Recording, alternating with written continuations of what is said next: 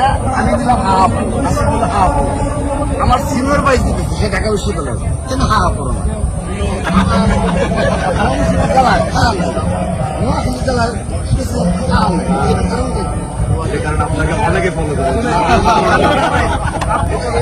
আসসালামু আলাইকুম রহমতুল্লাহ। এই জন্য ছাত্রদল সভাপতি রাকিব ভাইকে আমার ভালো লাগে।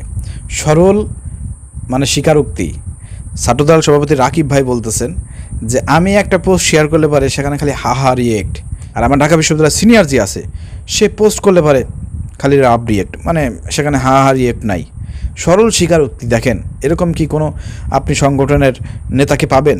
এরকম শিশুসুলভ সরল উক্তি আমাদের ছাত্র দলের সভাপতি রাকিব ভাই খুবই অমায়িক লোক এবং খুবই চমৎকার লোক। আমি মনে করি যে তার সঙ্গে একবার দেখা করা উচিত।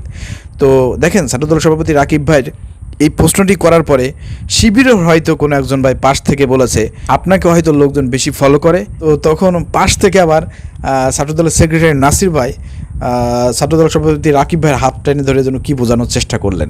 তো খুবই চমৎকার একটা দৃশ্য আমরা দেখতে পেয়েছি। ছাত্রদল সভাপতি সেক্রেটারি এবং শিবিরের সভাপতি সেক্রেটারি এবং নেতাকর্মীদের মধ্যে যে একটা হাসি খুশি রহস্যময়, এবং পাশাপাশি তারা বসেছে, একে অন্যের মাথায় সাদা ধরেছে, একে অন্যকে আশ্রয় দিচ্ছে, কথা বলতেছে। এত সুন্দর চমৎকার দৃশ্য রাজনীতির ময়দানে কিন্তু এর আগে দেখি নাই।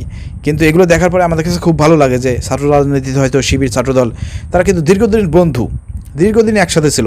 কিন্তু কি জানি 5 আগস্টের পর থেকে আসলে রাজনীতির ময়দানে নির্বাচন কেন্দ্রিক দেখতে পাচ্ছি আমরা ছাত্রদলকে শিবিরের বিরুদ্ধে, জামাতের বিরুদ্ধে বক্তব্য দিয়ে যাচ্ছে। সেই জায়গা থেকে আমরা অনুরোধ করব ছাত্রদলকে যে শিবিরের বিরুদ্ধে বক্তব্য দিয়ে আপনাদের কোনো লাভ হবে না। আপনারা আপনাদের কাজ করেন, ছাত্রদের মন জয় করার চেষ্টা করেন, এতে আপনাদের সফলতা রয়েছে। ছাত্র শিবিরের বিরুদ্ধে কথা বলে পারে আপনাদের জনপ্রিয়তা কমবে, ছাত্রদের কাছ থেকে আপনারা গ্রহণযোগ্যতা হারাবেন। কারণ আওয়ামী লীগ ছাত্রলীগ এই সিস্টেমটাই বেছে নিয়েছিল। তারা শিবিরের বিরুদ্ধে কথা বলতো, শিবিরকে নিষিদ্ধ করেছিল, জামাতকে নিষিদ্ধ করেছিল, জামাতের বিরুদ্ধে কথা বলতো। তো আপনারা যদি সেই পথটাই অবলম্বন করেন তো দেশের জনগণ তো আপনাদেরকেও বয়কট করবে, আপনাদেরকেও তো ভালোবাসবে না। তো এটা তো আপনাদের চোখের সামনে হয়েছে। তো এইগুলো দেখার পরে আপনারা শিক্ষা গ্রহণ করবেন না। অর্থাৎ অনুরোধ করবো আপনারা শিবিরের বিরুদ্ধে, জামাতের বিরুদ্ধে বক্তব্য না দিয়ে আপনাদের যে আইডিয়া আছে, আপনাদের যে রাজনীতি আছে সেটা জনগণের সামনে, ছাত্রদের সামনে তুলে ধরেন, দেখেন গ্রহণ করে কিনা।